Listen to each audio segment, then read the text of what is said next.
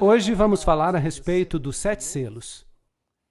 E depois vamos abordar um outro tema sobre as trombetas. Estes são assuntos importantes e pouco a pouco vamos avançar até chegar a um assunto ainda mais importante. Vamos então falar sobre alguns assuntos que têm que ver com o nosso tempo e, de modo especial, só posso dizer as coisas assim como são. E eu oro enquanto eu explico essas coisas porque há coisas estranhas, difíceis de compreender, e quem sabe que as pessoas não queiram compreender.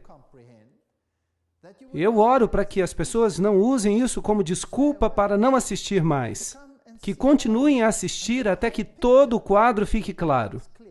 É como um grande mosaico. E tudo o que podemos fazer em uma conferência é colocar um pequeno bloco de informação na tela. Parece um trabalho de retalhos. Primeiramente, não entendemos todos os assuntos. Mas se conseguirmos ordenar as informações até que o quadro fique mais claro, então a importância do livro de Apocalipse será perceptível, apreciada. Por isso, tenham paciência com vocês e comigo. Se há assuntos que pareçam estranhos ou, quem sabe, fora do equilíbrio ou do alcance, é porque não tem toda a informação disponível. Agora, os 7 selos são tratados momentaneamente no capítulo 6, mas para preparar o terreno e o cenário para os 7 selos, há outros 2 capítulos, o capítulo 4 e o 5, e é importante recordar que os capítulos eles mesmos não dizem nada, porque os números da Bíblia foram acrescentados depois. A Bíblia não foi escrita com capítulos, ela foi escrita com blocos. Assim que ela não pode ser dividida em capítulos. Os números de capítulos são apenas uma forma conveniente para nós nos situarmos, quando precisamos encontrar um texto. Havendo o cordeiro aberto um dos selos, agora, antes que ele abra um dos selos, para nos dizer o que vai se passar na terra, primeiramente ele nos dá uma visão da grande sala do trono do céu. Uma das visões mais ilustrativas da sala do trono do universo. Agora imaginem, estamos olhando para a sede do poder universal. Apocalipse 4:1 diz: Depois dessas coisas olhei, e eis que havia uma porta aberta no céu, e a primeira voz, como de trombeta, que ouvira falar comigo, disse: Sobe para aqui e te mostrarei as coisas que depois destas devem acontecer. Assim que temos aqui uma visão profética. E logo fui arrebatado no espírito, e eis que um trono estava posto no céu, e havia alguém assentado sobre o trono. Mas segundo a dureza do teu coração impenitente, entesouras para ti mesmo ira, e na manifestação do juízo de Deus, no dia em que Deus há de julgar os segredos dos homens por Jesus Cristo, Romanos 2, 5 e 16. E o que esse texto tem que ver com o grande trono? Bem, a sala do grande trono é a sede do rei do universo.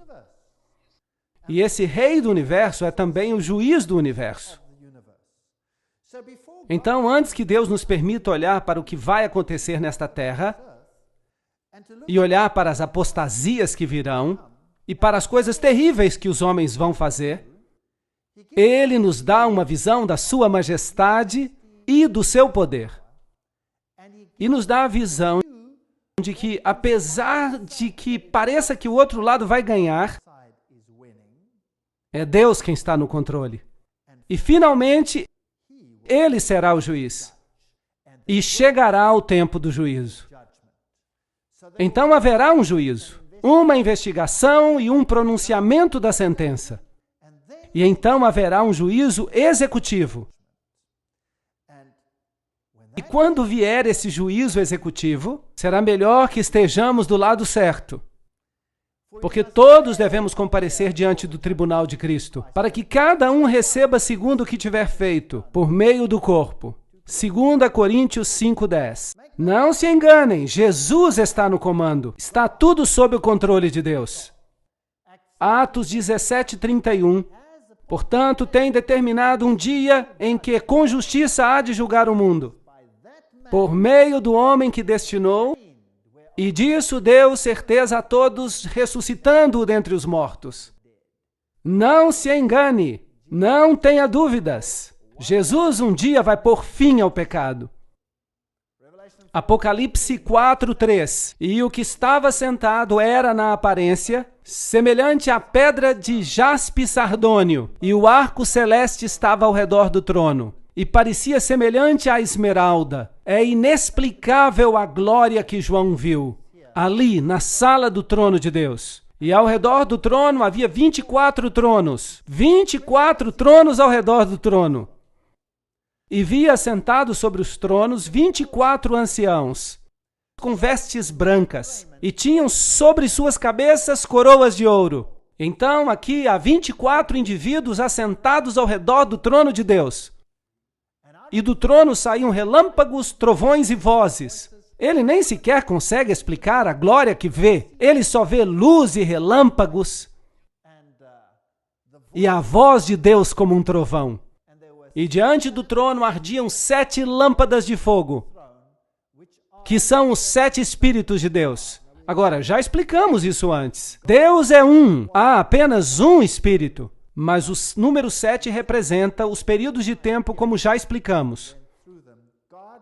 Deus está no controle em todas as eras, inclusive a era que vivemos agora. Mas quem são esses 24 anciãos? No santuário terrestre também havia 24 anciãos. Nós lemos isso no livro de 1 Crônicas, 24:7, que nos diz que lançaram sortes, e caiu a primeira sorte sobre Jeoaribe, e a segunda a Jedaias, e depois são mencionados os nomes dos demais, o terceiro, o quarto, quinto, sexto, sétimo. E nos é dito quem eram esses anciãos.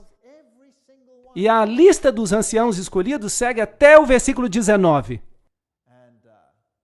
24 anciãos. O ofício desses em seu ministério era entrar na casa do Senhor, segundo lhes fora ordenado por Arão seu pai, como o Senhor Deus de Israel lhe tinha mandado. Porque no santuário terrestre havia 24 anciãos que oficiavam com o sumo sacerdote, que era Arão. Agora, se o terrestre era um tipo do celestial, então também no celestial há 24 anciãos oficiando com o sumo sacerdote, que é Jesus. Sim, no santuário celestial. Seria interessante saber quem são, mas não nos é dito quem são. Então só podemos especular algo. Apocalipse 4:6. Havia diante do trono como que um mar de vidro, e sob essa luz magnificente em que se pode caminhar, semelhante a cristal, e no meio do trono e ao redor do trono havia 4 animais cheios de olhos, por diante e por detrás. Agora, quem são eles? O primeiro animal era semelhante a um leão, e o segundo animal semelhante a um bezerro. E tinha o terceiro animal o rosto como que de homem. E o quarto animal era semelhante a uma águia que voava. E cada animal tinha para si 6 asas ao redor. E por dentro estavam cheios de olhos. E não descansavam nem de noite nem de dia, dizendo: Santo, Santo, Santo, Santo é o Deus Todo-Poderoso, que era, que é e que há de vir. Uma afirmação muito interessante. Quem são? Bem, em Isaías capítulo 6, versículo 2, temos uma outra afirmação que nos pode ajudar. Serafins estavam por cima dele, de Deus. Cada um tinha 6 asas. Com 2 cobriam seus rostos, com 2 cobriam os pés, e com as outras 2 voavam. Então estamos falando de querubins. Esta é uma ordem de seres angélicos. São seres magnificentes, tão imponentes, e pareciam tão poderosos que João os descreve como bestas. E ele lhes dá os atributos de um leão, de um bezerro, de um homem e de uma águia que voa. Você percebe a reverência com que estão diante de Deus? Isso nos dá uma ideia da santidade de Deus. Agora, o que eles representam? Bem, a interpretação tradicional é que o leão representa a força, o bezerro representa a resistência, o homem a inteligência e a águia que voa a rapidez. Assim que eles podem ver todas as coisas à sua volta. Estão a par de todas as coisas e são os mais próximos de Deus. Querubins cobridores, por assim dizer. Outra interpretação é que eles refletem os atributos de Cristo. Esses atributos, como por exemplo, o leão é o símbolo da realeza. Jesus é o rei. E o bezerro representa o que serve. A vaca puxa o arado. Por assim dizer, é um símbolo do Cristo como servo. Homem, porque Jesus também tem a aparência de um homem. Porque Cristo se tornou homem por nós. Portanto, representa a humanidade de Cristo. E a águia que voa é usada nas Escrituras como um símbolo da divindade. Jesus diz: levou-o sob as suas plumas, sob as suas penas, debaixo das suas asas estará seguro. Então é um símbolo de divindade. É interessante que o ocultismo também usa esses 4 símbolos para a sua divindade. Portanto, se Satanás era um querubim protetor e agora se tornou um anjo caído, então ele quis ser como o Altíssimo, não é mesmo? E é interessante que são justamente esses os atributos que ele reclama para si mesmo. Conseguem ver? Se os símbolos de vez em quando nos assustam, se ficamos assustados com esses símbolos, lembremos que eles são tirados das Escrituras. E Satanás os falsifica para seus propósitos. Mas na sala do trono de Deus vemos o Cordeiro de Deus. Ele é o rei, ele é o servo, ele é humano, ele se tornou um homem por nós. Mas ele é divino. Esse seria o simbolismo. E quando os animais davam glória e ação de graças àquele que estava sentado sobre o trono, para todo sempre, os 24 anciãos se prostravam diante daquele que estava sentado no trono e o adoravam. Muito interessante. E ao que vive para todo sempre, lançavam as suas coroas diante dele, dizendo: digno é, Senhor, de receber glória, honra e poder, porque tu criaste todas as coisas. E por tua vontade foram criadas. Agora, a Bíblia é muito clara ao nos dizer quem é o Criador. Todas as coisas foram criadas pela palavra de Jesus Cristo. É isso que a Bíblia diz. Mas vamos falar sobre isso em outra conferência. E vi na destra do que estava sentado sobre o trono um livro escrito por dentro e por fora, selado com 7 selos. Apocalipse 5:1. E vi um anjo forte bradando com grande voz: quem é digno de abrir o livro e desatar os seus selos? E ninguém no céu, porque há algumas pessoas no céu, seres humanos, nem na terra, nem debaixo da terra, assim que nenhuma pessoa morta pode abrir, mesmo que tenham sido pessoas boas, como Abraão, o rei Davi ou Adão. Ninguém está à altura de abrir o livro, nem sequer de olhar para dentro dele. Então, quem eram essas pessoas que ele viu no céu? Sim, os querubins podemos entender, eram anjos. Quanto aos 24 anciãos, a Bíblia diz que quando Jesus ressuscitou dos mortos, as tumbas foram abertas, não é certo? E as primícias se levantaram dos mortos. E a Bíblia diz que quando ele entrou no céu, quando ele ascendeu aos céus, ele levou cativo o cativeiro. Não é certo? Portanto, as pessoas que foram redimidas ao longo dos séculos ressurgiram dos mortos naquele momento e foram com Jesus para o céu. A Bíblia nos diz que há alguns indivíduos no céu. O Enoque, por exemplo, ele foi trasladado sem ver a morte. Foi levado para o céu. Não é assim? Elias, como representante daqueles que seriam trasladados depois do dilúvio, também foi levado em um redemoinho, com uma carruagem até o céu. Não é verdade? Então Elias também está lá. E a seguir há um verso muito interessante no livro de Judas, no qual o arcanjo Miguel discute com Satanás acerca do corpo de Moisés. Assim que Moisés também teve uma ressurreição especial e foi levado ao céu.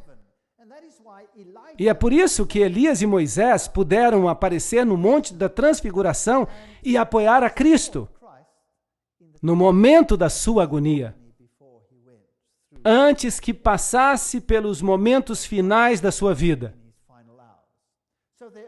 Então há várias pessoas no céu.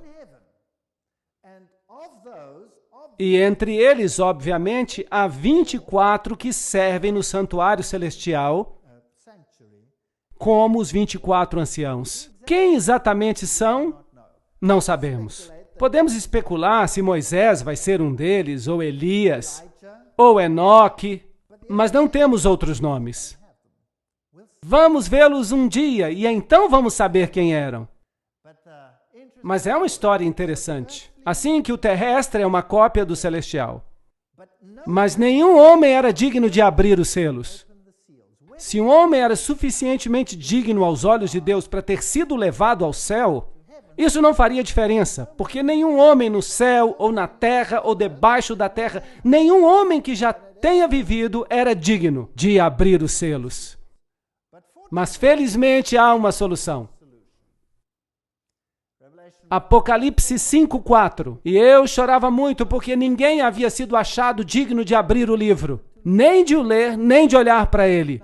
Agora, este documento encontrava-se selado com 7 selos. Nos tempos antigos, eles costumavam selar documentos. No tempo romano, os testamentos. E é claro que se ele não fosse aberto, então não haveria herança. Então, se nenhum desses selos for aberto, não vai haver herança.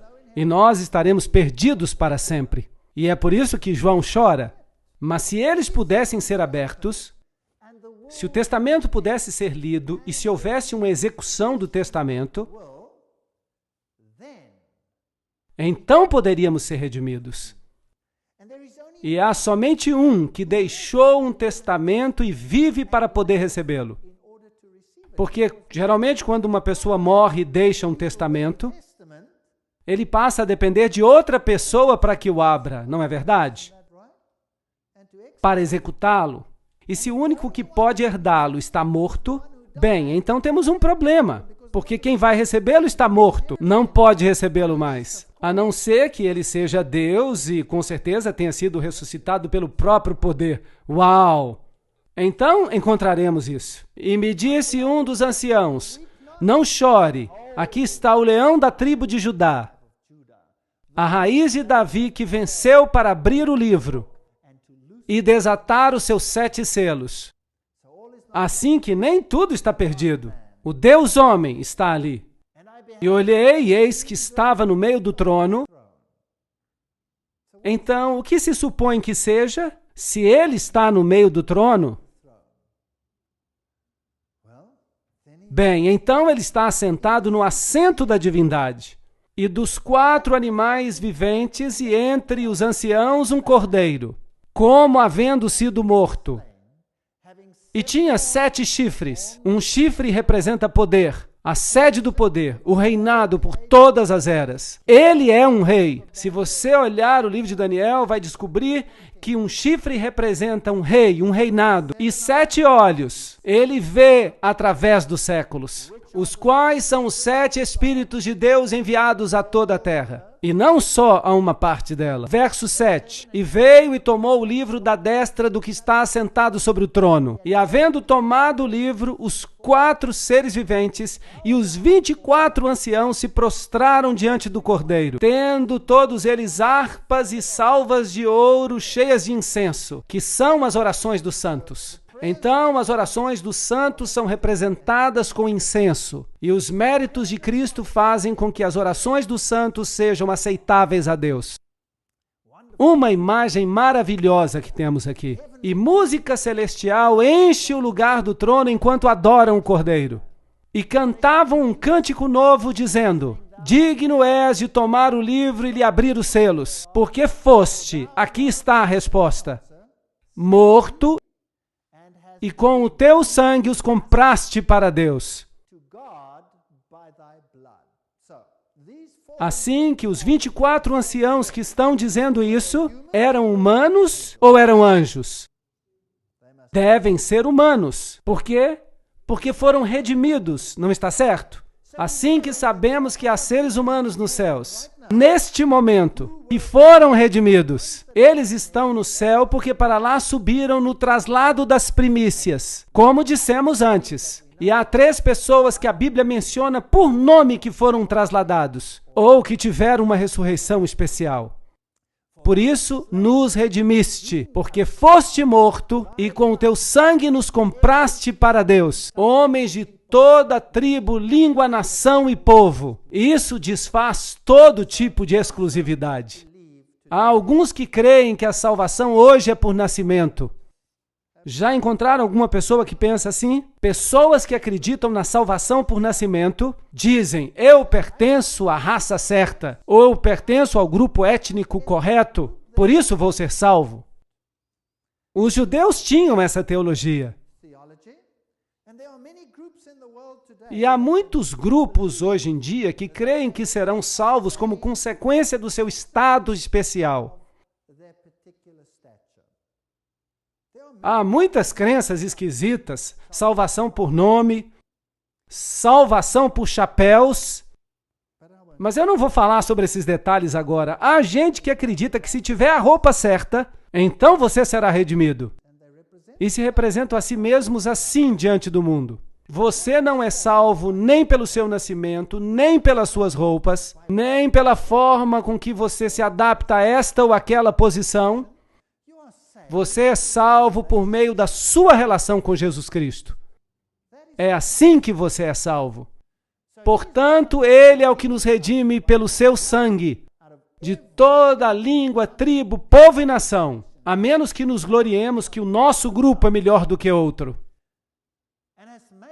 E para o nosso Deus os fizeste reis e sacerdotes, e eles reinarão sobre a terra. Que texto fascinante! Nós reinaremos sobre a terra. E olhei e ouvi a voz de muitos anjos ao redor do trono, e dos animais e dos anciãos, e o seu número eram milhões de milhões. Então estamos falando de milhões, de milhares, que olhavam para o Cordeiro e diziam: digno é o Cordeiro que foi morto, de receber riquezas e sabedoria, força, honra, glória e ação de graças. Então temos essa visão inacreditável da cena do céu, que nos mostra que vai haver uma vitória final. E será de quem? De Jesus Cristo. Assim que não temos nada a temer. É Deus quem nos dá essa visão. E depois Ele muda sua ênfase para nos dizer o que vai acontecer na terra. E os dois estão em contraste, num contraste tão grande um com o outro, que até faz medo. E alguém talvez possa crer que o cristianismo vai ser derrotado nessa batalha. Sabiam que, aparentemente, a maior vitória de Satanás foi a sua maior derrota? Quando viu que Jesus estava pregado na cruz, pensou que estava triunfando com seu poder. Satanás tocou o seu sino de morte. E isso vai acontecer com a igreja cristã. A maior derrota, aparentemente, será convertida, graças aos méritos de Jesus Cristo, na maior vitória que o universo já viu. Não há sequer uma sombra de dúvida. Jesus está no comando. E quando apresentarmos as próximas conferências, lembrem-se dessas palavras. Se houver alguma coisa que vai deixá-los assustados, podem assoviar e cantar hinos, porque nós já sabemos como vai ser o final de tudo. E ouvi toda criatura que está no céu e na terra, debaixo da terra e no mar, o símbolo de todas as nações, e a todas as coisas que nele há, dizendo ao que está sentado sobre o trono e ao Cordeiro, sejam-lhe dadas glória e ações de graça para todo sempre, pois será um reino universal e eterno. E os 4 animais, os querubins, diziam: Amém. E os 24 anciãos que foram redimidos, lembram-se? Prostraram-se e adoraram o que vive para todo sempre. Certo? Mudando da grande cena do trono, movemos-nos agora através da história para os cavalos do Apocalipse. Abrem-se então os selos. E havendo o Cordeiro aberto um dos selos, Apocalipse 6:1, ele viu alguém que cavalgava, um cavaleiro num cavalo branco, e saiu como vencedor. Agora, novamente, vamos passar pelos 7 períodos de tempo.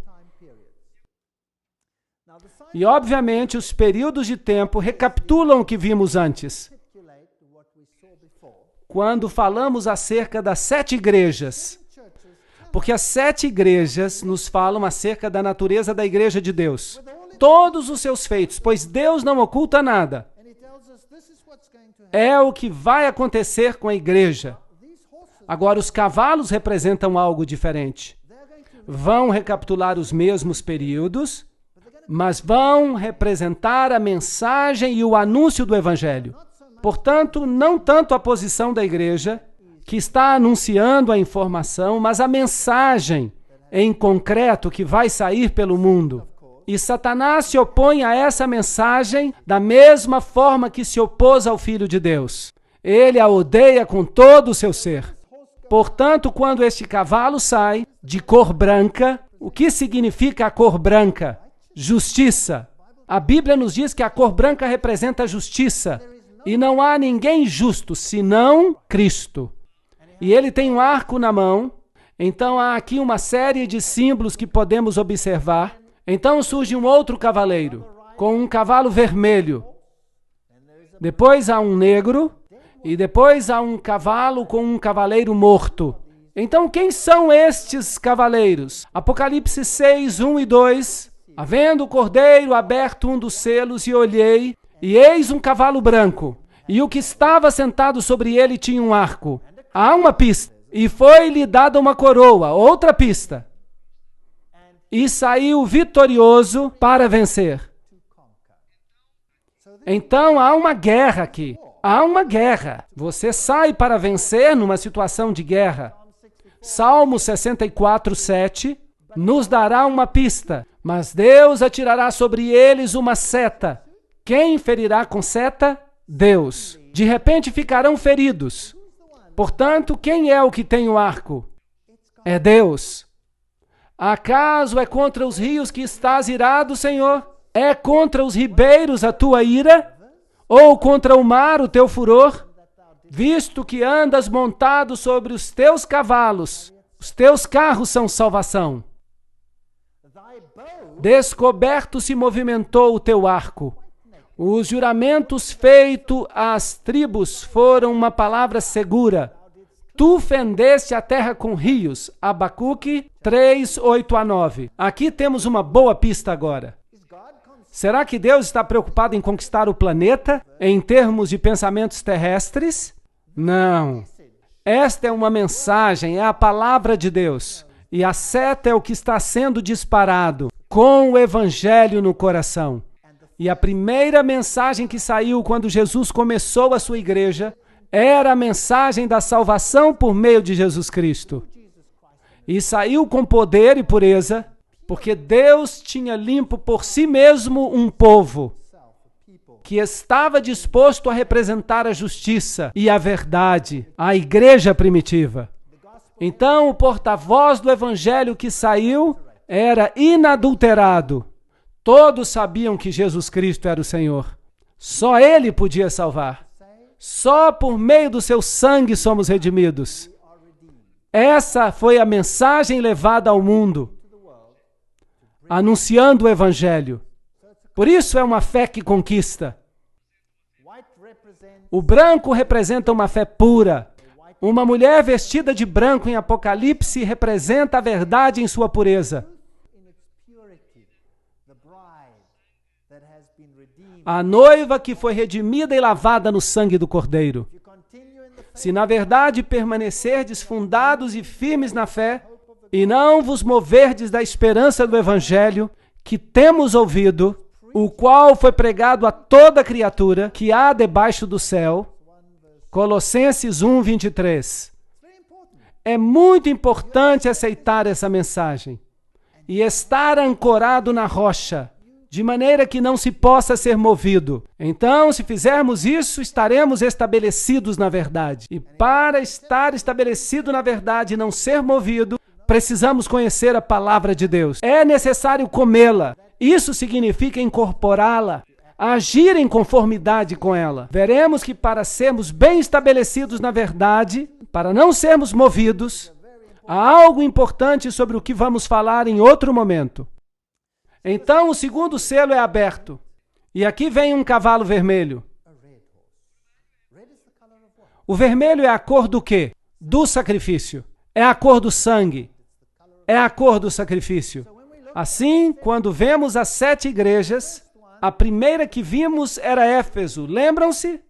Era uma igreja que tinha uma boa mensagem, uma doutrina pura, tinha discernimento, podiam ver quem é que se chamava a si mesmo de judeus ou cristãos e não o eram.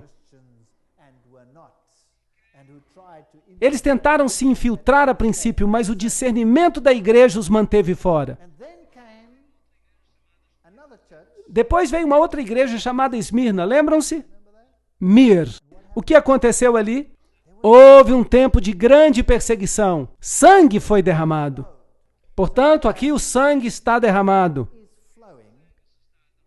E a razão por que este sangue está sendo derramado é que Satanás está contra-atacando a mensagem do Evangelho. Ele está fazendo tudo o que está ao seu alcance para corrompê-la. Mas os que se mantêm fiéis aos princípios do Evangelho preferem morrer a dar-se por vencidos. E aqueles que não se mantêm fiéis aos princípios, o que farão? Começarão a fazer concessões. E o caminho das concessões vai se abrindo lentamente. E o evangelho do cavalo vermelho sai.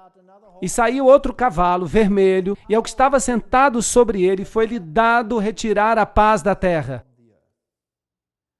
para que matassem uns aos outros. E foi-lhe dada uma grande espada. Agora, o que é a espada? É a palavra de Deus. Então, este é o assunto, a palavra de Deus. Ela sai, diz uma coisa e isso causa guerra. E a guerra é dolorosa. A guerra leva à morte. Algumas pessoas se cansam desse processo. Então, a fé sangrenta é a que vemos a seguir. É o tempo de uma grande perseguição. A perseguição romana com Nero, da forma como já falamos antes quando tratamos da igreja. Então, cobre o mesmo período de tempo, até os tempos de Constantino, o imperador, quando a perseguição era o método para se livrar do porta-voz do Evangelho.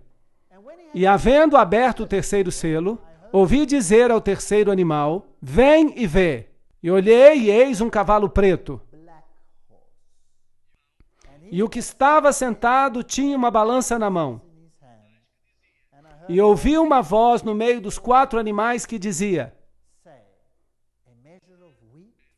uma medida de trigo por um dinheiro, e 3 medidas de cevada por um dinheiro, mas não danifiqueis o azeite e o vinho. Esses são símbolos muito interessantes. Portanto, aqui há uma balança, e a cor é negra. Agora, a cor preta é obviamente oposta à branca, certo? Assim que alguma coisa está acontecendo que está tingindo a brancura do porta-voz do Evangelho, tornando tudo negro. Há algo que se torna muito escasso. Trigo e cevada. E depois há outra coisa que está com problemas. O vinho e o azeite. Agora, esses símbolos representam, todos eles representam o porta-voz do Evangelho. O trigo é um símbolo de Jesus Cristo. Jesus Cristo nasceu em Belém, Bethlehem, a casa de pão. Jesus diz, eu sou o pão da vida. Jesus é o pão vivente que desce do céu. Então o pão está com problemas e a cevada, que era a primeira colheita que ocorria em Israel, a colheita da cevada.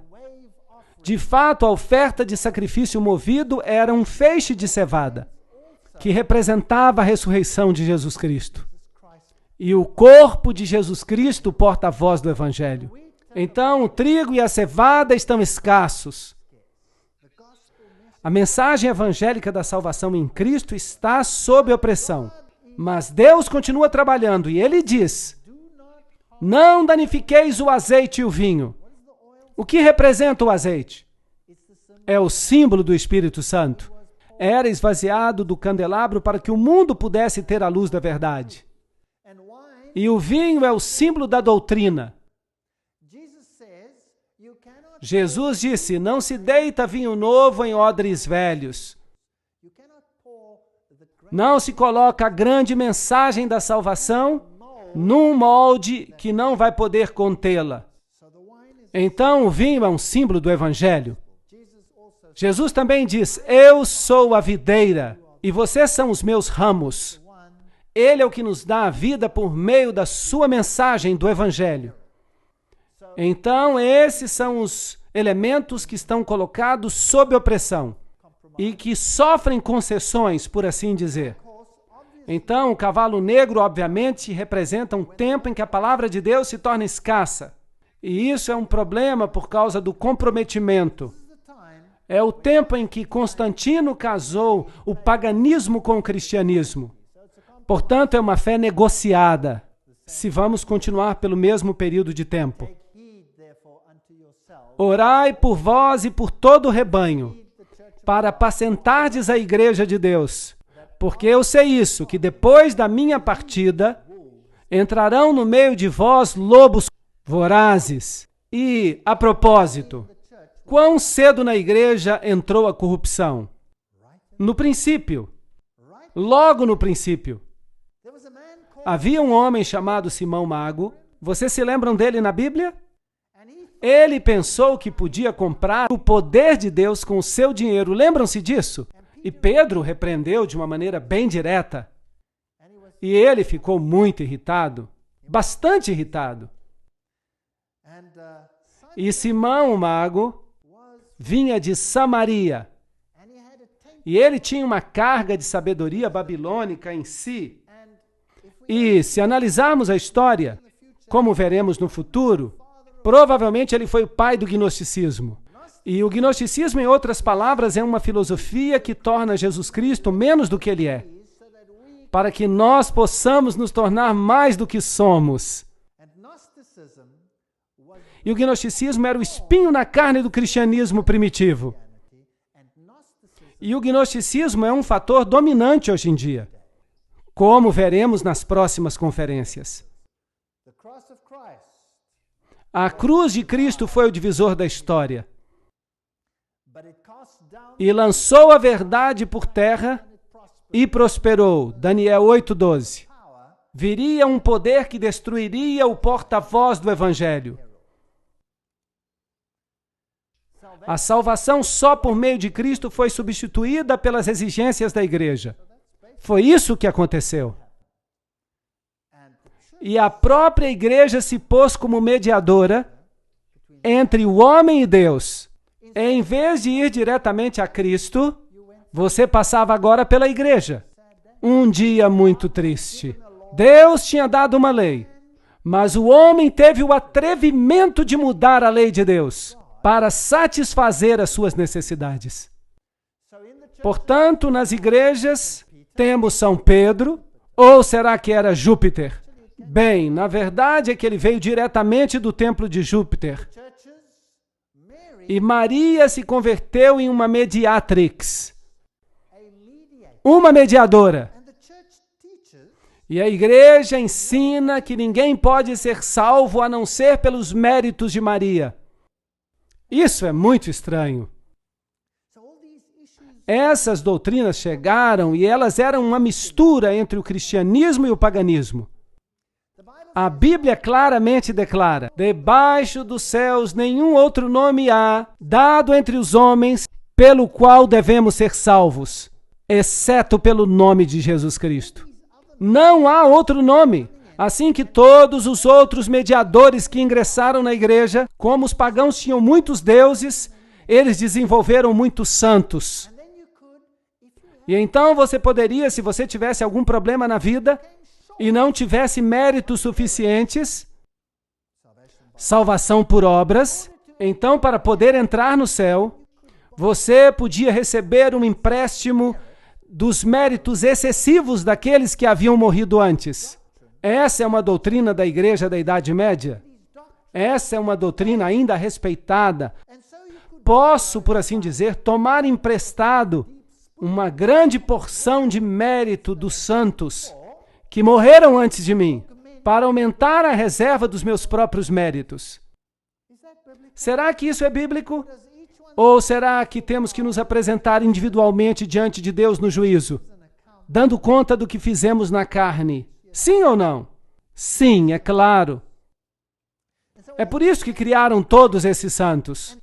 E como consequência, os santos se tornaram especialistas.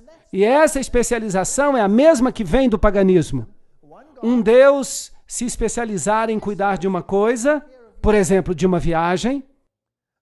Outro Deus está especializado em cuidar de necessidades financeiras. Então, havia vários deuses. E é por isso que hoje em dia, se alguém quer viajar, é bom ter São Cristóvão consigo, porque quem sabe, talvez ele possa ajudá-lo. Então, essa é uma igreja de concessões.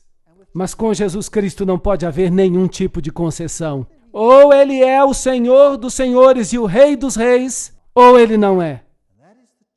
E essa é uma decisão que temos que tomar.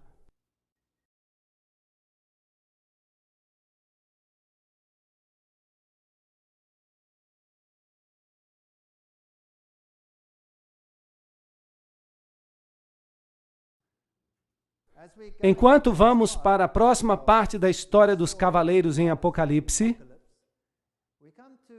chegamos a um cavalo pálido. Ele representa a morte. Assim que, obviamente, há uma mudança progressiva nesse tempo, quando o porta-voz do Evangelho se torna negro, conhecida como uma negociação da morte, o Evangelho morreu. A Bíblia diz claramente: não farás para ti imagem de escultura, nem nenhuma semelhança do que há em cima nos céus, ou embaixo na terra, ou nas águas que há na terra. Não te encurvarás a elas, nem as servirás. Êxodo 20, 4 e 5. Um texto problemático dos 10 mandamentos. E que tal então removê-lo e atirá-lo ao lixo? Bem, se você prestar atenção no catecismo atual, você verá que esse mandamento foi removido para abrir caminho para as práticas religiosas que se haviam introduzido na igreja. Constantino é o primeiro que mais destacadamente começou a emitir leis que restringiam a consciência do homem.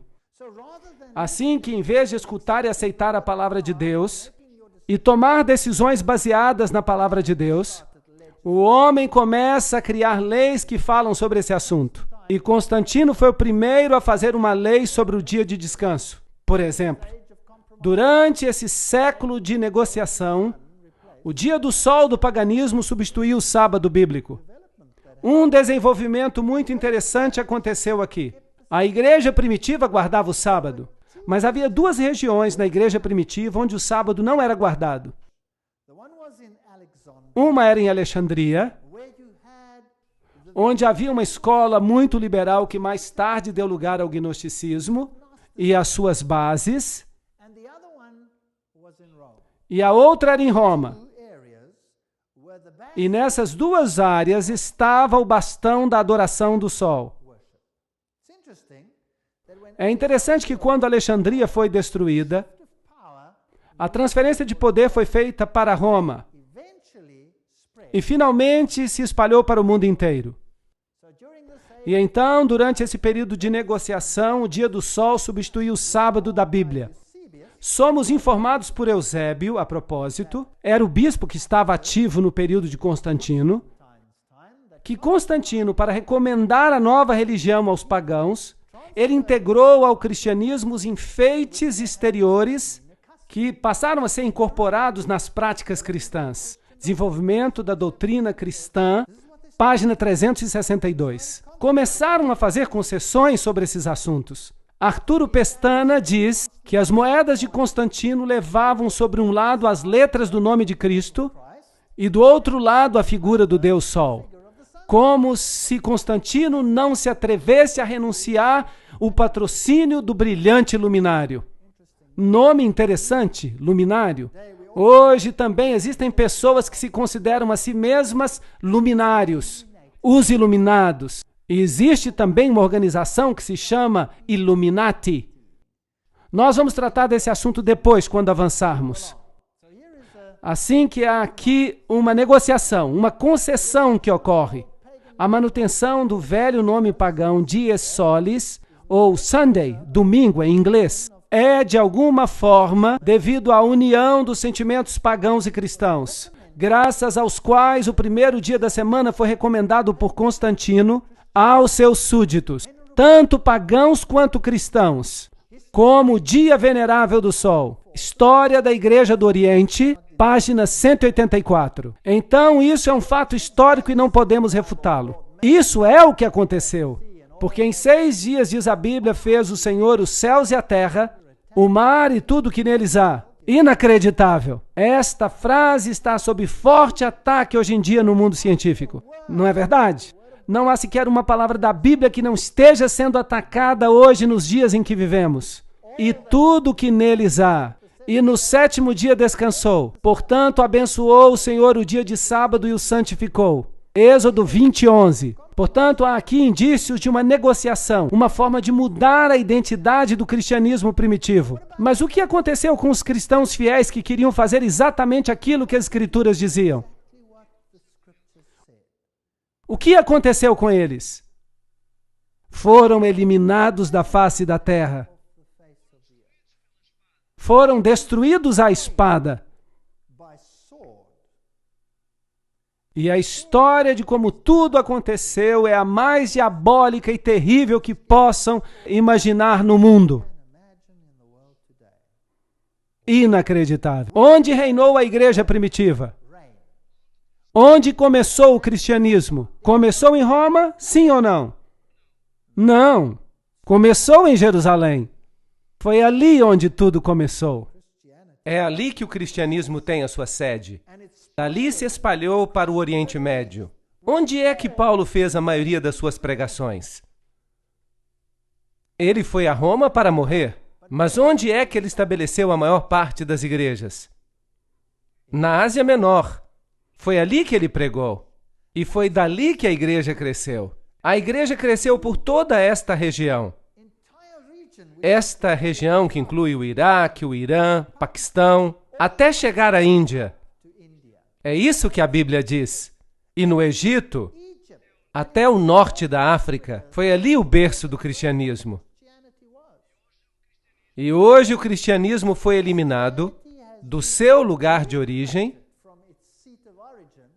e foi substituído por uma religião inteiramente diferente que nega a Cristo e a sua divindade. É um pensamento interessante. Vamos voltar a isso mais tarde. E abençoou Deus o 7º dia e o santificou, porque nele descansou de toda a sua obra que criara.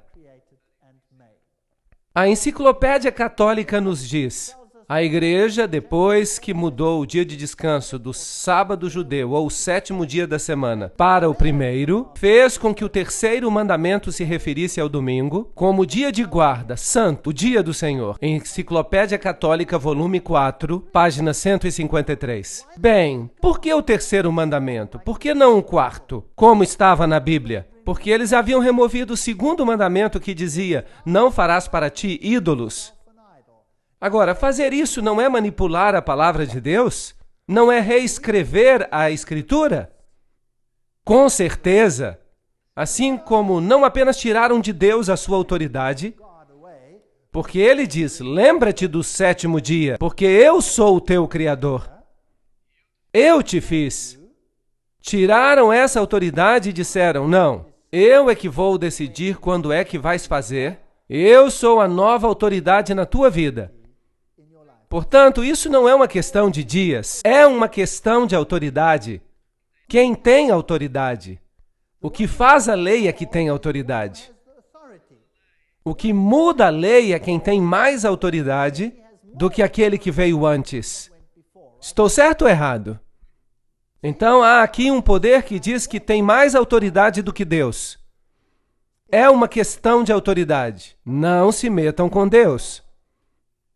Os sacerdotes violentam a minha lei e profanam as minhas coisas santas, não fazem diferença entre o santo e o profano, nem discernem o impuro do puro, e dos meus sábados escondem os seus olhos, e assim sou profanado no meio deles. Ezequiel 22, 26. Esta é uma declaração muito interessante. Então eles profanam o sábado, não fazem diferença entre o limpo e o imundo. Espere aí. Por acaso ensinam hoje que não há diferença, que não há nenhuma diferença? Será que isso é correto? Olhem, se vocês observarem a Nova Versão Internacional, ela diz que Jesus declarou que todas as coisas agora são limpas. Então, a Nova Versão Internacional diz, mas a antiga versão inglesa, a King James, não diz isso. Vamos analisar esse assunto mais tarde, porque é complicado fazê-lo agora. Assim, o cavalo negro representa esse tempo de negociação, de concessão. As coisas estão mudando e quando chegamos a 538 depois de Cristo, há um decreto que um certo poder, isto é, o bispo de Roma, tem poder para se tornar o corretor dos hereges. Isso significa que ele se tornou a autoridade sobre a consciência do homem. Interessante, não? Não era Deus. O homem assumiu a sua posição. E uma vez que o homem usurpa a autoridade de Deus, então o evangelho está morto. Porque a minha Bíblia diz que não há outro nome pelo qual você possa ser salvo, e a minha Bíblia diz que não há outro nome, que não há outro mediador, exceto Jesus Cristo, o homem. E a minha Bíblia também diz que se alguém pecar, temos um advogado. E esse advogado é Jesus Cristo. Mas agora, nós temos aqui um outro advogado. Temos que ir a uma outra parte para encontrar perdão. E há alguém aqui que diz o que é certo e o que é errado. E isso vai contra a palavra de Deus. Isto é problemático. E havendo aberto o quarto selo, olhei e eis um cavalo amarelo, e o que estava sentado sobre ele tinha por nome Morte, e o inferno seguia. O Hades, a tumba. Essa é uma história triste de como a mensagem do Evangelho da Salvação foi levado ao ponto da morte. E foi-lhe dado o poder para matar a quarta parte da terra. Portanto, esse poder tira o porta-voz do Evangelho e controla uma quarta parte da terra. Agora, esse é um ponto muito importante. Que denominação cristã controlou a quarta parte do mundo? Com espada, para matar com espada. Essa é uma palavra nova. Não é uma espada literal. E com a fome. Fome de quê? Há uma escassez na terra de quê? Da palavra de Deus. Será que a igreja da Idade Média tirou a palavra de Deus? Sim ou não? Será que proibiram a Bíblia? Tornou-se um pecado mortal ter a Bíblia e lê-la? Sim ou não? Sim, a história prova esse fato. Eu não estou atacando ninguém. Eu estou falando de um sistema. O que há por trás desse sistema? Há muitas e muitas pessoas queridas que estão famintas pela verdade em todas as religiões do mundo. E creio que muitas delas, Deus as reconhece como suas, porque elas estão vivendo segundo a luz que receberam. Assim, não devemos julgar as pessoas. Estamos falando aqui de um sistema, e é um sistema muito, muito triste. Meu pai queria ser um sacerdote católico romano. Ele era um católico muito fervoroso. Eu fui criado como católico romano até me tornar ateu. Mas voltei a ser católico outra vez. E quando descobri a Bíblia, percebi que havia ali muitos assuntos que não eram bíblicos. E tive que fazer uma escolha. E creio que cada pessoa tem que chegar a esse ponto. Temos que tomar uma decisão entre ser preenchidos pela água da cisterna feita por homens ou a água da cisterna de Deus. E com pestes e feras da terra. Como é que esse poder matava? Ele matava com a espada, essa espada é literal, a espada que fez. Matava com a fome da palavra de Deus, matava com bestas, feras. Uma besta em Daniel é um reino. As 4 bestas são os 4 reinos que se levantarão da terra. Daniel, capítulo 7. Então matava também com poderes políticos? Por acaso a igreja da Idade Média fez isso? Sim ou não? Com certeza. Tomemos o caso dos valdenses, que foram destruídos da face da terra. O mesmo com os albigenses na França. A primeira aliança entre a Europa e Roma foi com os francos. Clovis tornou-se o imperador campeão desta causa, e qualquer oposição foi aniquilada. E o evangelho morreu. O homem tomou a posição de Deus. Portanto, os novos cristãos, em seus pensamentos e hábitos, eram iguaizinhos aos pagãos. A sua entrega à igreja não acabou com o paganismo. Pelo contrário, massas de pagãos se batizaram. Isso significa que o paganismo estava sendo diluído na nova energia moral do cristianismo, que foi neutralizado até o ponto da impotência. Séculos da cristandade, uma história concisa, página 58. A história atesta esses fatos. E infelizmente não posso mudar isso. Não fui eu que inventei isso. Só estou dizendo que fala o livro de Apocalipse sobre esses assuntos. A fé havia morrido. E o formalismo tomou o lugar da fé simples. A confiança em Deus, no Espírito de Deus. Sabiam? Quando eu era católico, eu me sentava na igreja e sabia que, de acordo com os ensinos, a hóstia ficava no tabernáculo, no sacrário, e ela era Deus. E eu podia orar a ela. E eu ficava sentado ali dizendo: por que não me respondes? Por que não posso trazer os meus problemas a ti, falar contigo como a um amigo? Tudo isso é ritual. Se você quer se comunicar com Deus, tinha que dizer 10 Ave Marias, 10 Pai Nossos, 10 Ave Marias, um Pai Nosso, e rezar através de todo o rosário e fazer no fim uma confissão de fé. E se não conseguir alcançar a graça, faça tudo de novo. Outra vez, mais uma vez. E quanto mais você fizer, melhor. Isso é comunicação com alguém? É assim que você falaria com alguém que o ama? Sabem, o homem tem uma fome de se comunicar com Deus. O homem tem fome de tocar e sentir a mão de Deus. Mas foi roubado dessa beleza, da simplicidade de se comunicar com Deus. Orar não é trazer Deus até nós. Orar é ser elevado até Deus. Isso não é maravilhoso? O sentido de ser elevado. Não somos deixados aqui embaixo com todos os problemas do mundo, sem solução. Quando Deus se encontra ao alcance de uma oração. Sim, nós podemos lhe dizer: Senhor, eu tenho um problema. Posso me aproximar de ti? Tenho certeza que o Senhor se inclinaria e ouviria cada palavra que nos preocupa.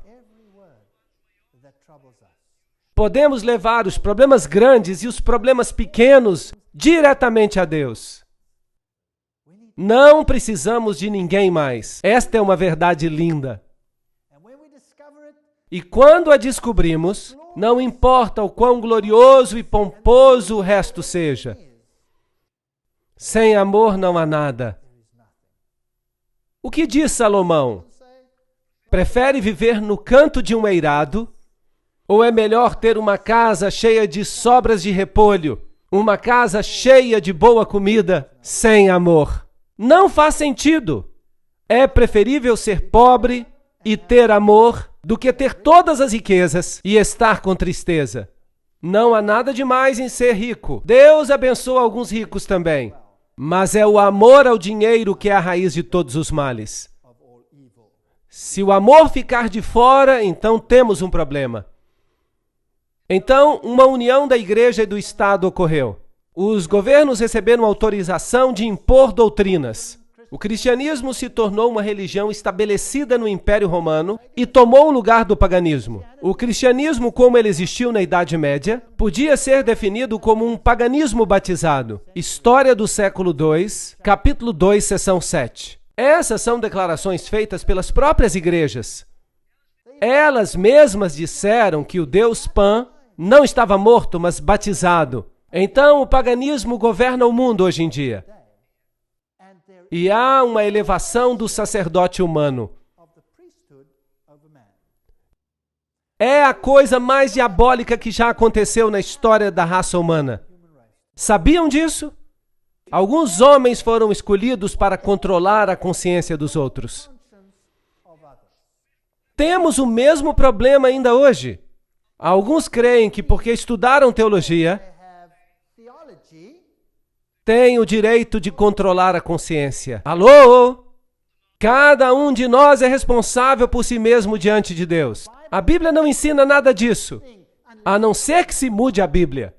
Estamos sempre falando desse assunto da Bíblia mudada. Não nas antigas traduções. O texto está bem nas antigas traduções. Mas se você lê sem ser a Bíblia alemã de Lutero ou a Armênia, qualquer parte da Bíblia, se você lê uma Bíblia antiga, russa, sérvia, você vai descobrir que ela está certa.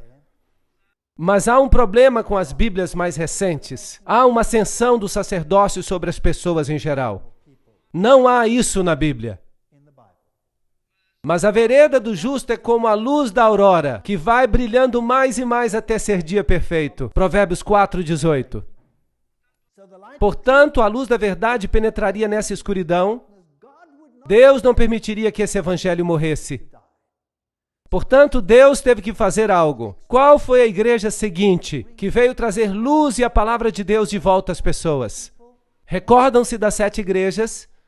Temos uma igreja que ingressou com isso tudo, Sardes, representando a reforma. Ela reformou o que havia morrido. Realmente não é um conceito complicado. E havendo aberto o 5º selo, vi debaixo do altar as almas dos que foram mortos, por amor à palavra de Deus e por amor ao testemunho que deram. E clamaram com grande voz, dizendo: Até quando, verdadeiro e santo dominador, não julgas e vingas o nosso sangue e dos que habitam sobre a terra? Agora, será que essas são almas literais debaixo do altar? Então haveria muita gente nesse lugar. Ou será que isso é o sangue de todos os santos que está a clamar a Deus? Quando vais fazer alguma coisa em relação a isso? Eu acho que esta é a imagem que está sendo dada aqui. Sim, aqueles que morreram pela fé, todos aqueles que foram destruídos, mas criam, clamavam a Deus. E foram dadas a cada um compridas vestes brancas, e lhes foi dito que as usassem, por um pouco de tempo, até que se completasse o número de seus conservos e seus irmãos que também haviam de ser mortos como eles. Deus diz: eu estou no comando. Vai ficar pior. Mas esperem até que todos ao longo da história, aqueles que têm ainda que morrer pela fé, estejam conjugados, então o reino virá. Portanto, esses foram os instrumentos de tortura que foram usados, mas nada impede o anúncio do evangelho. Sabiam que alguns desses instrumentos de tortura continuaram a ser usados até 1974? Muito interessante. Franco, na Espanha, usou esses instrumentos de tortura ainda na década de 70. Amados, procurando eu vos escrever com toda diligência acerca da salvação comum, tive por necessidade escrever-vos e exortar-vos a batalhar pela fé que uma vez foi dada aos santos. Não se dê por vencido, porque se introduziram alguns sobre quem já havia sido escrito antes, homens ímpios que convertem em dissolução a graça de Deus e negam a Deus, único dominador e Senhor nosso, Jesus Cristo. Judas, versos 3 e 4. Incrível! Mesmo ali na igreja primitiva houve corrupção. E a quem negaram? A Jesus Cristo. O único Senhor deles e nosso Senhor Jesus Cristo. Portanto, uma mudança já havia ocorrido naquela igreja primitiva.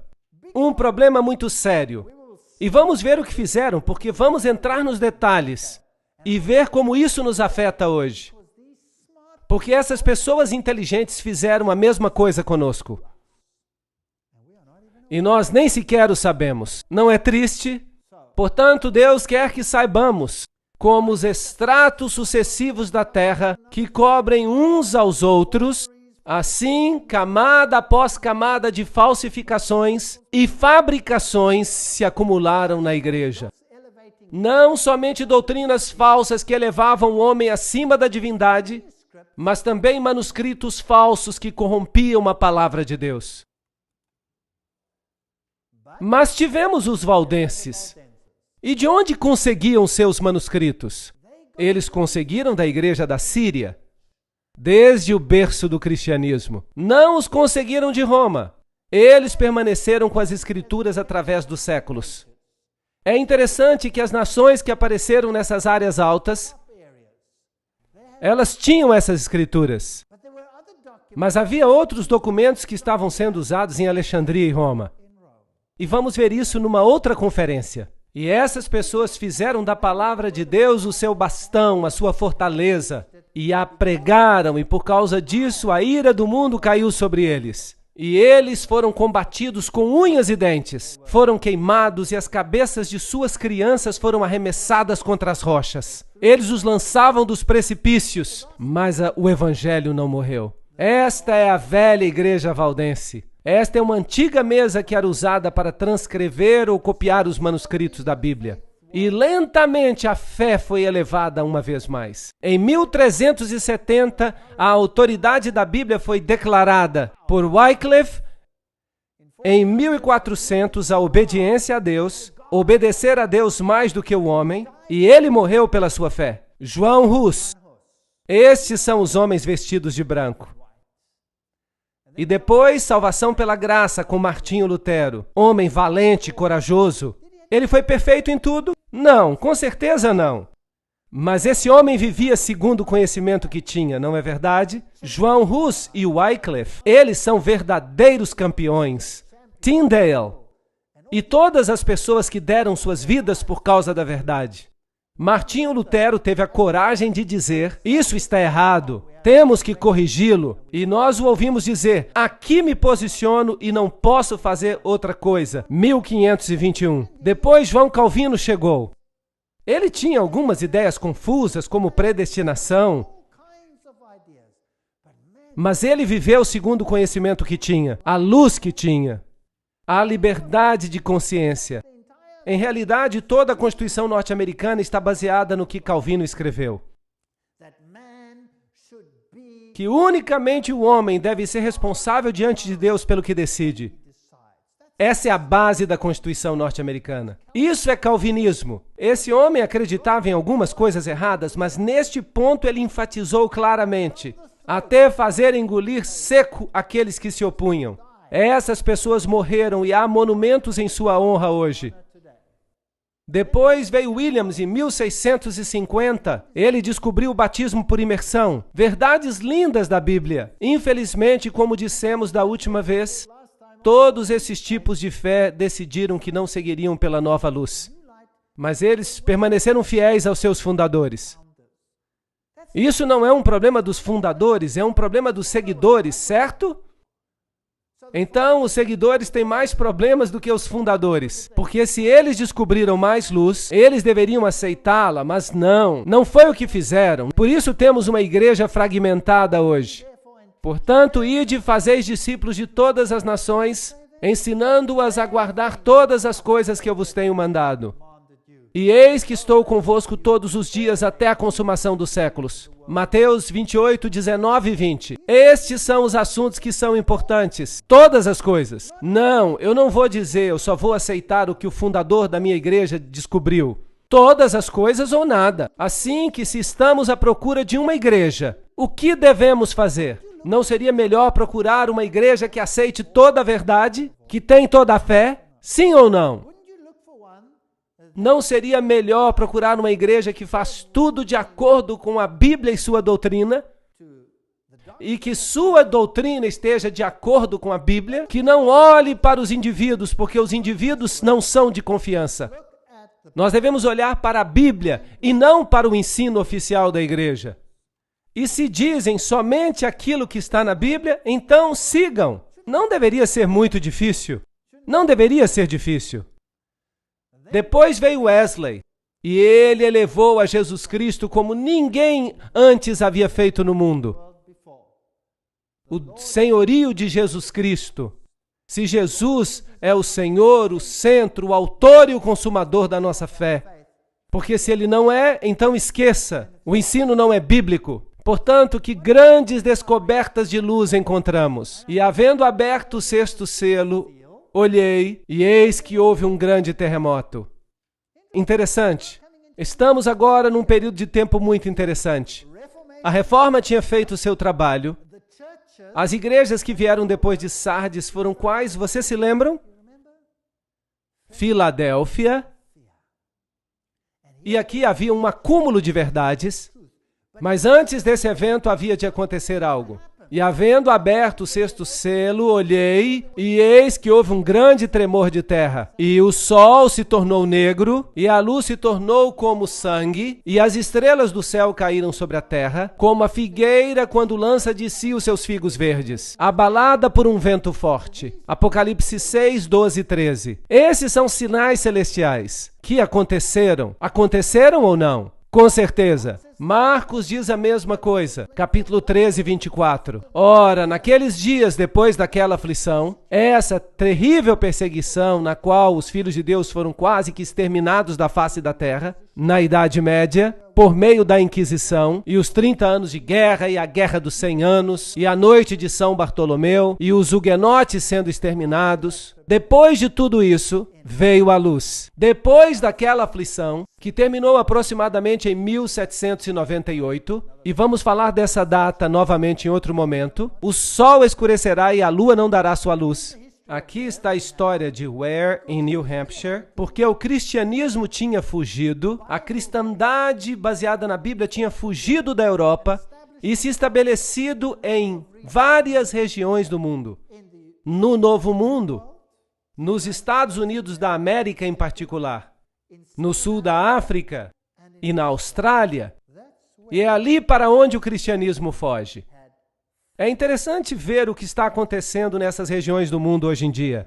O dia escuro que aconteceu na Nova Inglaterra chegou em 9 de maio de 1780. Por volta das 11 horas começou a escurecer, como se a noite tivesse chegado. Os homens deixaram de trabalhar. O gado mugindo retornou a seus estábulos. As ovelhas baliam e se aglomeravam nas cercas e os pássaros selvagens voavam para os seus ninhos. A noite se tornou tão escura que uma pessoa não conseguia ver a sua mão, nem sequer uma folha de papel branco. A história de Ware, New Hampshire, 1735 e 1888. O jornal A Crônica Independente, de 1780, diz que durante todo o tempo uma penumbra de melancolia assombrou a face da terra. Não obstante, havia uma lua como lua cheia, e a propósito estava como sangue. Nenhum objeto se divisava claramente. Havia uma escuridão egípcia, impregnável nos olhos. Os grandes e inumeráveis eventos, a legislatura de Connecticut estava em sessão, mas desistiram por causa da escuridão, assim que pararam a reunião. E Herschel, o grande astrônomo, admite que o dia escuro de 19 de maio de 1780 é algo que a astronomia não pode explicar, cientificamente falando. Mas ali estava, no seu tempo. Depois, em 3 de novembro de 1933, houve uma chuva incrível no céu, com 200 mil meteoros por hora. Ficou tão claro que se podia ler. E é interessante que os meteoritos todos vinham de um ponto central. Normalmente vêm de todos os lados, mas nesse caso não aconteceu isso. Parecia que vinham de um ponto central e se distribuíam por todo o céu. Nunca antes alguém havia visto algo assim. E antes desses eventos todos, houve um grande terremoto em Lisboa. Portanto, a sequência está exatamente como na Bíblia. Algo novo tinha que acontecer. E Guilherme Miller foi quem descobriu, em 1782 e 1849. Alguém começou a descobrir algo mais na Bíblia. Ele descobriu algumas das grandes profecias. Até 2.300 dias e o santuário será purificado. E ele calculou os dias. E descobriu uma maravilhosa profecia messiânica de Jesus e da purificação do santuário. E ele pensou, uau, significa que Jesus virá outra vez. E ele começou a pregar que Jesus regressaria em 1844. Porque ele pensava que a purificação do santuário queria dizer a purificação da terra. Mas, obviamente, Jesus não veio em 1844. Portanto, em 1840, havia um grupo de crentes que se chamava adventistas. Agora, eles não eram adventistas do sétimo dia. Eram apenas adventistas. Pessoas que acreditavam na breve volta de Jesus. E eles vinham de várias denominações cristãs dessa área. Havia batistas, metodistas, presbiterianos, havia de várias denominações.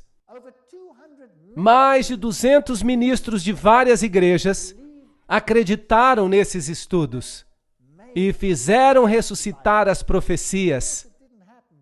Mas é claro, isso não ocorreu.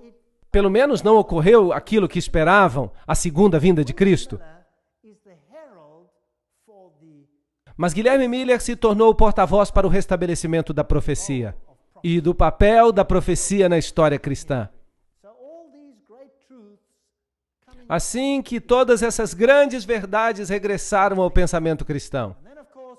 E depois, é claro, uma restauração final aconteceu, abarcando todas as verdades. A lei de Deus, a doutrina sobre a morte e o inferno, e todas essas coisas. Como devemos viver, quais são os parâmetros que Deus requer de nós. Todas essas coisas começaram a ser restauradas, porque certamente Deus não terminaria esse processo sem que a luz resplandecesse sobre o seu povo, para abrir todas as verdades que tinham estado perdidas. A verdade tinha que ser restaurada. E depois Cristo viria. Jesus disse: se me amais, guardareis os meus mandamentos. João 14:15. Aquele que diz que me ama e não guarda os meus mandamentos é o quê? Mentiroso. E a verdade não está nele. Não é por acaso que existem tantos grupos que dizem que os mandamentos foram abolidos. Existem ou não?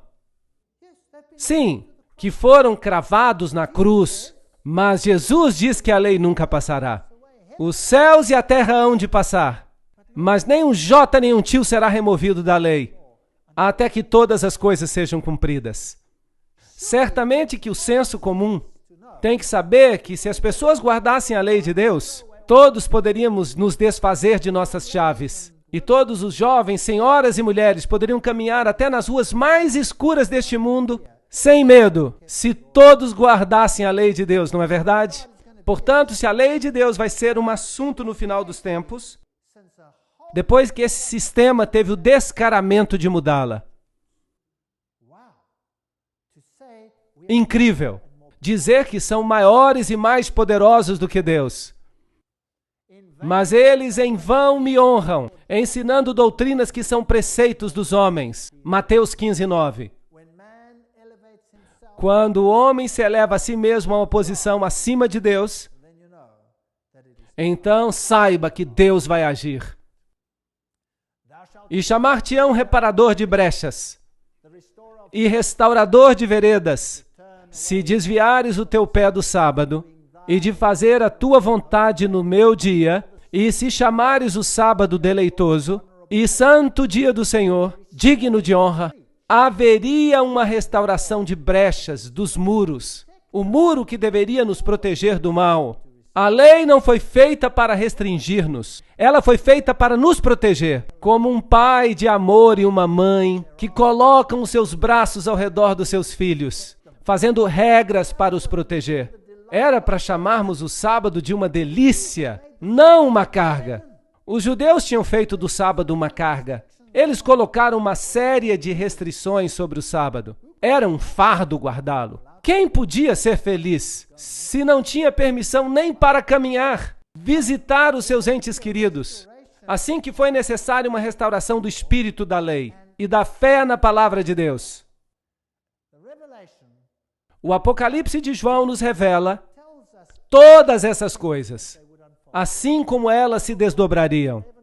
E vi outro anjo voar no meio do céu e tinha o evangelho eterno para o proclamar aos que habitam na terra e a toda nação e tribo e língua e povo, dizendo com grande voz: temei a Deus e dai-lhe glória, porque é vinda a hora do seu juízo.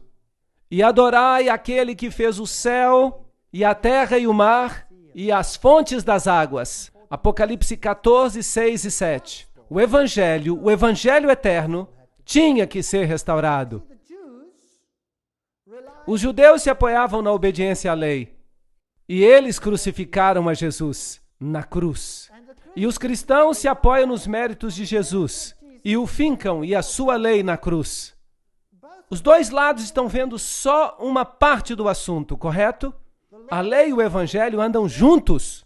Se você quer escolher a Jesus como seu Salvador, tem que se preparar para aceitá-lo como seu rei, certo? E um rei é um regente.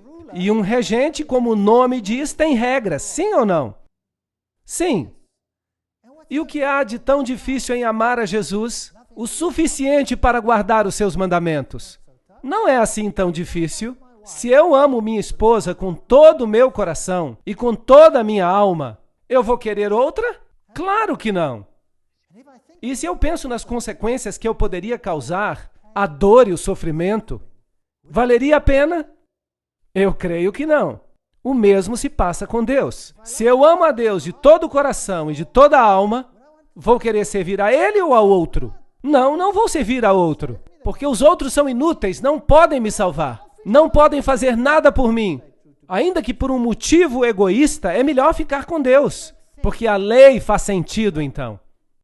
Portanto, há aqui uma mensagem que diz: Deus é o Senhor, mas o que ensina o mundo? Que você é o produto da evolução, que veio de uma rocha. É isso que eles dizem. Sim. A terra se dissolveu e então foram surgindo os materiais dos quais a vida evoluiu espontaneamente. Então você veio de uma rocha. Eu creio que vim de uma rocha, mas da rocha eterna. Há outras ovelhas que não são deste aprisco. Também me convém abrigar a estas e elas ouvirão a minha voz. E haverá um só rebanho e um só pastor.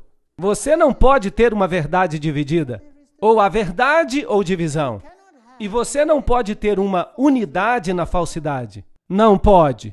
Ou há uma unidade na verdade, ou não há união. Só há uma suposta unidade que desaparecerá como se nunca tivesse existido ao menor sinal de problema, quando há uma falsa unidade. Ou está baseada na verdade ou não está baseada em nada.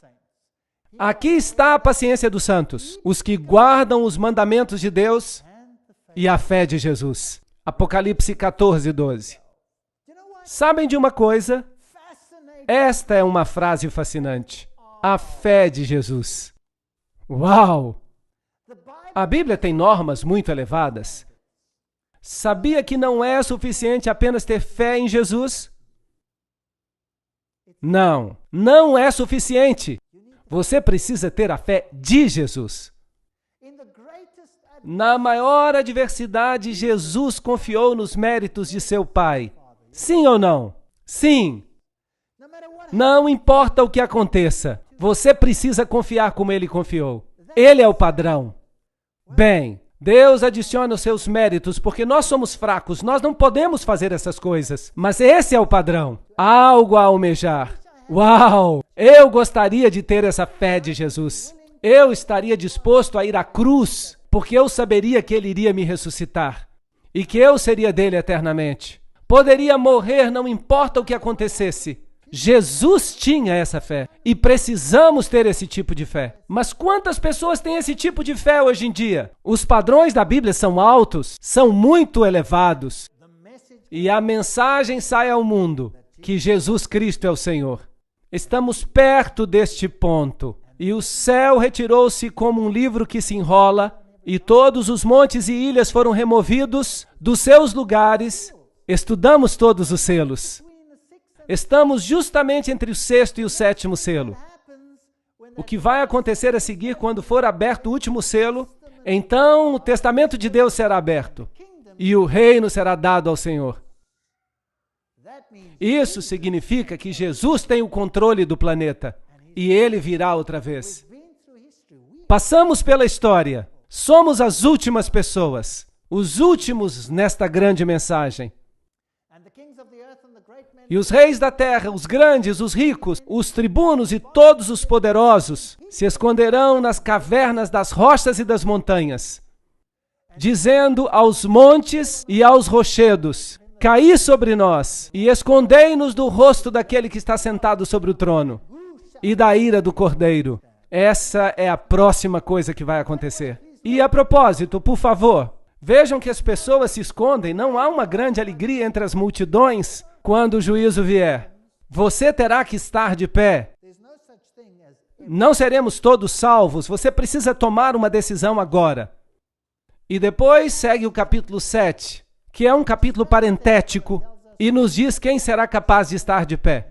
E nos diz que vão ser os selados. Só eles são capazes de ficar em pé. E, havendo aberto o 7º selo, houve silêncio no céu, quase por meia hora.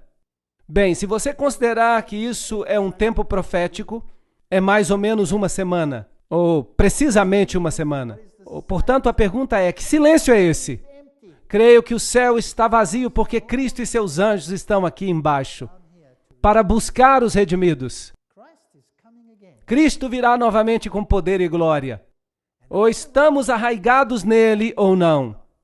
Esta é uma escolha que temos que fazer. Eu lhe sugiro que aceitem o fato de que Jesus está no comando. Jesus nos deu uma visão da grande sala do trono, onde está sentado no trono do poder. E é Ele quem tem autoridade para abrir os selos, para receber um reino. E podemos fazer parte dele, mas podemos recusá-lo. A minha oração é que todos aceitemos a salvação, porque Ele é o único nome dado entre os homens pelo qual podemos ser salvos. Amém.